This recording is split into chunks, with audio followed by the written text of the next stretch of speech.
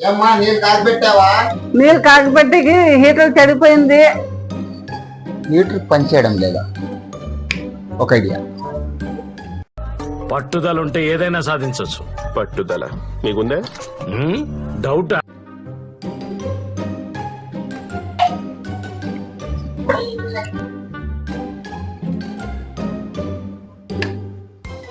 और अभी तो रुको, क्लाइमैक्स अभी बाकी।